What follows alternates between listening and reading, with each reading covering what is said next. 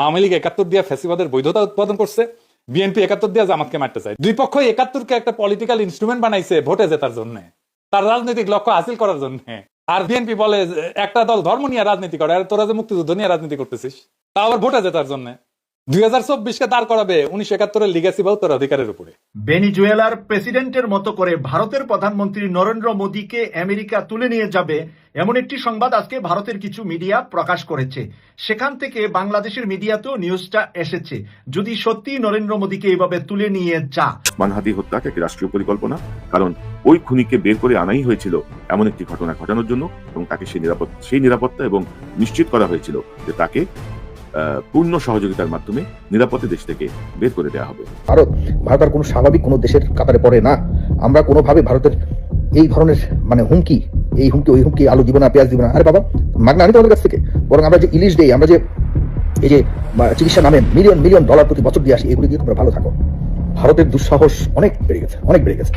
বিএনপির শীর্ষস্থানীয় 10 ব্যক্তির নমিনেশন এসেছে দিল্লি থেকে। তার মধ্যে 3 ব্যক্তির নমিনেশন আসে নাই।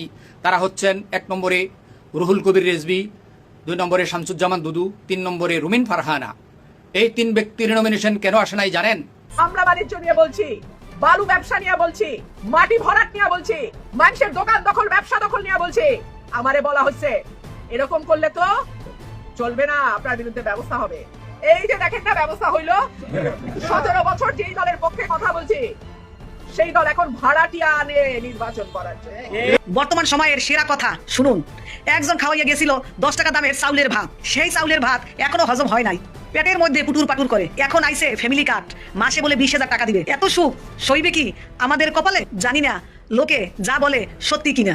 আওয়ামী লীগকে যখন আমরা পতন ঘটিয়েছি, ভারত যখন দেখতে পাচ্ছে যে আওয়ামী লীগের আর কোনো ঠিকানা বাংলাদেশে নেই, তখন তারা বিএনপিকে ধরেছে। এবং এই বিএনপির পাশাপাশি এই নির্বাচনকালীন সময় আমি দেখতে পাচ্ছি যে বিএনপির পরবর্তীতে অন্য যে সকল দলগুলো আছে, সেই দলগুলো কিন্তু এই বিএনপির দালালি করছে। যা সোজা অক্ষরে বলতে গেলে কিন্তু আওয়ামী লীগেরই দালালি করছে, ভারতের দালালি করছে। প্রিয় দর্শক, বর্তমান বাংলাদেশে যে চলমান ঘটনাবলী ঘটছে তারই উপর বিশ্লেষণ করে বা তারই আলোকে আপনাদের মাঝে অতি গুরুত্বপূর্ণ কিছু ভিডিও ফুটেজ নিয়ে হাজির হয়েছি। এমনকি দর্শক, আমি আশা করছি ভিডিওর শুরুটা দেখেই বুঝতে পেরেছেন আজকের নিউজটি কতটা গুরুত্বপূর্ণ হতে চলেছে। প্রিয় দর্শক, তাই আমি বলবো যারা ভিডিওটি অন করেছেন তারা ভিডিওটি না টেনে সম্পূর্ণ মনোযোগ সহকারে দেখবেন, তাহলে এই ভিডিওর মূল রহস্য বা আসল ঘটনাগুলো জানতে বা বুঝতে পারবেন। তো প্রিয় দর্শক, আমি আর বেশি কথা বাড়াতে চাই না, চলুন দেখে আসি সেই আজকের কাঙ্ক্ষিত ভিডিওগুলো। তবে তার আগে বলি, যারা এখন এই চ্যানেলটি সাবস্ক্রাইব করেননি তারা সাবস্ক্রাইব করে পাশে থাকা বেল আইকনটি বাজিয়ে দিবেন। আর যারা ইতিমধ্যে চ্যানেলটি সাবস্ক্রাইব করে রেখেছেন তাদেরকে অসংখ্য ধন্যবাদ। তো চলুন দর্শক, আমরা একটা লাইক দিয়ে ধারাবাহিকভাবে ভিডিওর সকল বিস্তারিত আলোচনা দেখে আসি। হাদি হত্যাটা একটি রাষ্ট্রীয় পরিকল্পনা, কারণ ওই খুনিকে বের করে আনাই হয়েছিল এমন একটি ঘটনা ঘটানোর জন্য, এবং তাকে সেই নিরাপত্তা এবং নিশ্চিত করা হয়েছিল যে তাকে পূর্ণ সহযোগিতার মাধ্যমে নিরাপদে দেশ থেকে বের করে দেওয়া হবে। ওসমান হাদির এই হত্যাকারীর জামিনের যে ধারাবাহিকতা, নিম্ন আদালত, উচ্চ আদালত, তার জামিনের বের আসা, তার দেশ থেকে পালিয়ে যাওয়া, একটা বিক্ষুব্ধ পরিস্থিতি, ভাঙচুর, অগ্নিসংযোগ, এই দিব্যকে হত্যা, ফয়সলকে ভারতে পালিয়ে যাওয়া, সবকিছু মিলিয়ে আপনাকে বুঝতে পারছেন যেখানে একটা রাষ্ট্রীয় ষড়যন্ত্রের ব্যাপার আছে।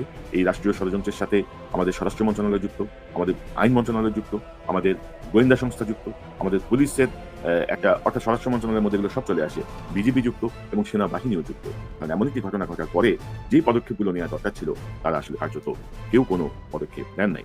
বাংলাদেশে যে সামনে একটি নির্বাচন আসছে, সেই নির্বাচনকে বানচাল করার জন্য, একটি অস্থিতিশীল পরিবেশ সৃষ্টি করার জন্য এই উদ্যোগটি নেওয়া হয়েছে। এবং আমি তো বলবো ডক্টর মোহাম্মদ ইউনূস কিন্তু ঘটনার দিন রাতেই প্রথম যে কথাটি বলেছেন, তিনি বলেছেন যে অপরাধী যেন পালিয়ে যেতে না পারে, হামলাকারী যেন পালিয়ে যেতে না পারে।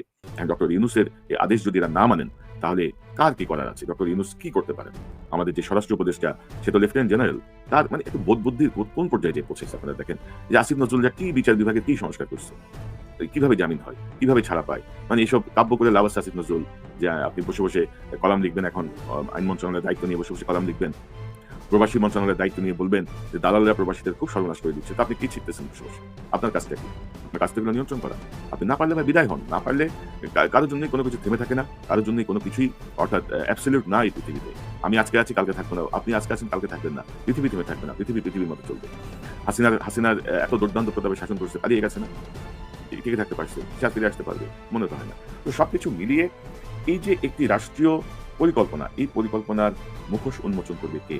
কারণ উপদেষ্টা পরিষদের একটা অংশ, পুলিশের একটা অংশ, বিজেপির একটা অংশ, গোয়েন্দা সংস্থার একটা অংশ, সবাই এর সঙ্গে যুক্ত।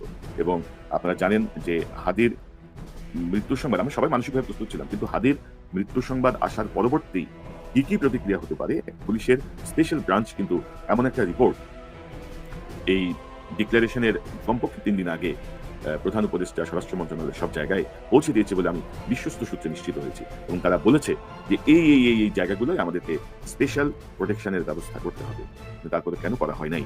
সরকারের মধ্যে একটা অংশ চাচ্ছে যে একটা বিশৃঙ্খল পরিবেশ তৈরি হোক, একটা অরাজক পরিস্থিতি তৈরি হোক, যেন নির্বাচন পিছিয়ে যায়, যেন একটা বেহাল অবস্থা লাগে, ভারতের সাথে একটা ভেজাল লাগানো, এমন একটা টানাপোড়েন সৃষ্টি করা যেন দেশ অন্যদিকে টার্ন করে। এই জাতীয়, অর্থাৎ দেখেন দর্শক, 10,000 মাইল দূর থেকে অনেক তথ্য খুব বেশি গভীরে যাওয়ার সুযোগ আমাদের কম, আমাদের অনেকের সঙ্গে যোগাযোগের ক্ষেত্রে সীমাবদ্ধতা আছে, কিন্তু তারপরও ধরেন যে ধারাবাহিকতা আমি আপনাদের সামনে তুলে ধরলাম, আশা করি আপনাদের কাছে বিষয়টি স্পষ্ট হবে যে ইহা একটি রাষ্ট্রীয় পরিকল্পনা। উসমান হাদি হত্যাটা একটি রাষ্ট্রীয় পরিকল্পনা, কারণ ওই খুনিকে বের করে আনাই হয়েছিল এমন একটি ঘটনা ঘটানোর জন্য, এবং তাকে সেই নিরাপত্তা এবং নিশ্চিত করা হয়েছিল যে তাকে পূর্ণ সহযোগিতার মাধ্যমে নিরাপদে দেশ থেকে বের করে দেওয়া হবে। পালাবো না, কোথায় পালাবো? প্রয়োজনে ফখরুল সাহেবের বাসায় গিয়ে উঠবো।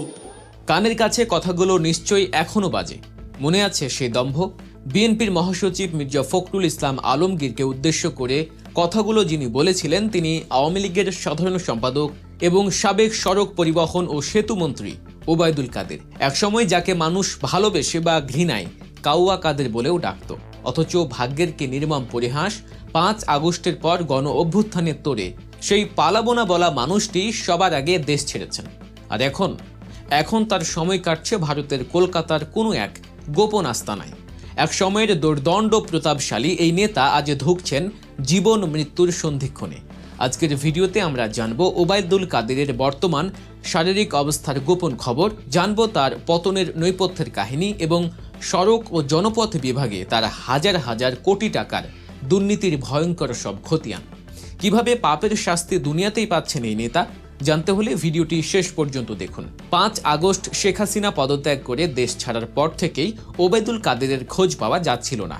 পরবর্তীতে জানা যায় তিনি ভারতে পালিয়ে গেছেন, কিন্তু সেখানেও কি শান্তিতে আছেন তিনি? মোটেও না। সারাদিন আবোল তাবোল মিথ্যার ফুলঝুরি ফুটানো সেই কাদের এখন কথা বলার শক্তিও হারিয়েছেন। বর্তমানে তার অবস্থা এতটাই সংকটাপন্ন যে তাকে কলকাতার অ্যাপেলো হাসপাতালে ভেন্টিলেশনে পর্যন্ত রাখতে হয়েছিল।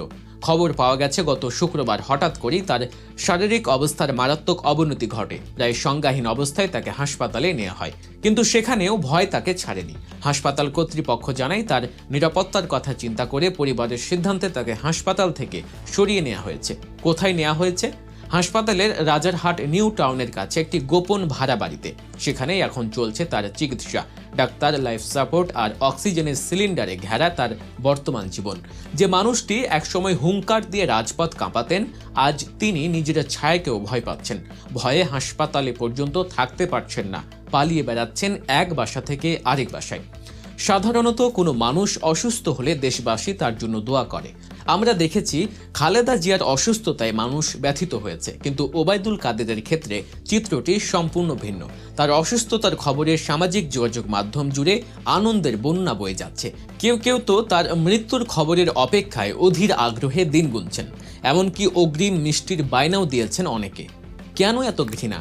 কেন এই আক্রোশ? ধর্মীয় ও নৈতিক দৃষ্টিকোণ থেকে অনেকেই এটাকে পাপের শাস্তি বা প্রকৃতির প্রতিশোধ হিসেবে দেখছেন।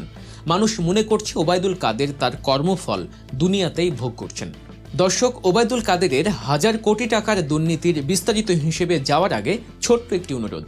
রাজনীতির এমন সব গোপন খবর এবং বিশ্লেষণধর্মী ভিডিও পেতে আমাদের চ্যানেল গল্প নিউজ এখনই সাবস্ক্রাইব করে বেল আইকনটি চেপে দিন। আপনার একটি সাবস্ক্রাইব আমাদের নতুন ভিডিও তৈরিতে উৎসাহ যোগায়। ফিরে আসছি মূল আলোচনায়। সম্প্রতি সোশ্যাল মিডিয়ায় ওবায়দুল কাদেরের একটি ছবি ভাইরাল হয়েছে। সেই ছবিতে তাকে দেখে চেনার উপায় নেই। বিধ্বস্ত চেহারা, অসহায় দৃষ্টি। তাকে দেখে মনে হচ্ছে যেন মিশরের সেই জালিম শাসক ফিরাউনের মতো কোনো অভিশাপ তাকে গ্রাস করেছে। ক্ষমতা, অর্থ, প্রভাব সব থেকেও আজ তিনি রিক্ত, নিঃস্ব। ইসলামী শিক্ষা ও নৈতিকতা বলে কিছু পাপের শাস্তি আল্লাহ তাআলা আখেরাতের আগেই দুনিয়াতে দিয়ে দেন, যাতে অন্যরা শিক্ষা নিতে পারে। এর মধ্যে অন্যতম হলো জুলুম, অহংকার আর দুর্নীতি। ওবায়দুল কাদের ছিলেন তেমনই একজন শাসক, যার জুলুম থেকে রেহাই পায়নি সাধারণ মানুষ থেকে শুরু করে বিরোধী দলের নেতাকর্মীরা। ক্ষমতার দম্ভে তিনি মানুষকে তুচ্ছ তাচ্ছিল্য করতেন, দুর্বলদের উপর চালাতেন স্টিম রোলার। মিথ্যা দিয়ে সত্যকে ঢেকে রাখার যে অপচেষ্টা তিনি প্রতিনিয়ত করেছেন, আজ সেই মিথ্যাই তাকে গ্রাস করেছে। এখন আসুন একটু নজর দেয়া যাক তার আমল নামার দিকে, মানে তার দুর্নীতির খতিয়ানে। মুখে তিনি সততার বুলি আওড়ালেও তার সময়ে সড়ক ও জনপথ বিভাগ ছিল দুর্নীতির মহা আখড়া। ট্রান্সপারেন্সি ইন্টারন্যাশনাল বাংলাদেশ বা টিআইবির গবেষণা বলছে, ওবায়দুল কাদেরের আমলে সড়ক খাতে 29,230 কোটি টাকা থেকে শুরু করে 50,835 কোটি টাকার দুর্নীতি হয়েছে। টাকার অঙ্কটা একবার ভাবুন। গত 15 বছরের আওয়ামী শাসন আমলে 12 বছরই এই মন্ত্রণালয়ের দায়িত্বে ছিলেন ওবায়দুল কাদের। টিআইবির মতে এই সময়ে ঠিকাদারি কাজ পেতে এবং বিল তুলতে নিয়মিত ঘুষ ও কমিশন বাণিজ্য হয়েছে। আর এই পুরো প্রক্রিয়ার নেতৃত্বে ছিল একটি শক্তিশালী সিন্ডিকেট, যার গডফাদার ছিলেন স্বয়ং মন্ত্রী। গবেষণায় দেখা গেছে, কোনো প্রকল্পের কাজ পেতে হলে ঠিকাদারদের মোট ব্যয়ের 10 থেকে 20% টাকা ঘুষ দিতে হতো। শুধু তাই নয়, কার্যাদেশ কেনাবেচা, লাইসেন্স ভাড়া দেয়া এবং স্থানীয় পর্যায়ের চাঁদাবাজিতে চলে যেত আরও 2 থেকে 6% টাকা। সব মিলিয়ে একটি প্রকল্পের মোট ব্যয়ের 23 থেকে 40% টাকায় চলে যেত দুর্নীতির পেটে, অর্থাৎ রাস্তার জন্য বরাদ্দ টাকার অর্ধেকই গায়েব হয়ে যেত। ফলে আমরা পেতাম জোড়াতালি দেয়া নিম্নমানের রাস্তা, যা সামান্য বৃষ্টিতেই ভেঙে যেত। সড়ক নির্মাণে বাংলাদেশ বিশ্বে ব্যয়ের দিক থেকে রেকর্ড গড়েছে, কিন্তু মানের দিক থেকে তলানিতে। প্রতিবেশী দেশ ভারতে, যেখানে 4 লেনের মহাসড়ক নির্মাণে কিলোমিটার প্রতি ব্যয় হয় 10 থেকে 12 কোটি টাকা, সেখানে বাংলাদেশে এই ব্যয় 21 থেকে 100 কোটি টাকা পর্যন্ত। ইউরোপ আমেরিকার চেয়েও বেশি খরচে রাস্তা বানিয়ে সেই টাকা কাদেরের পকেটে এবং তার সাঙ্গপাঙ্গদের পকেটে গেছে। বিশ্ব ব্যাংকের মতে বাংলাদেশের সড়ক নির্মাণ খাতটি ছিল বিশ্বের অন্যতম দুর্নীতিগ্রস্ত শিল্প। প্রিয় দর্শক, আমি আশা করছি ভিডিওটি সম্পূর্ণ মনোযোগ সহকারে দেখেছেন। সেই সাথে ভিডিও সম্পর্কিত কোনো তথ্য বা মতামত থাকলে কমেন্ট বক্সে জানিয়ে যাবেন। আজকের মতন এখানে শেষ করছি। ফিরে আসছি আগামী দিনে নতুন একটি টপিকস নিয়ে। সে পর্যন্ত সবাই ভালো থাকবেন। আল্লাহ।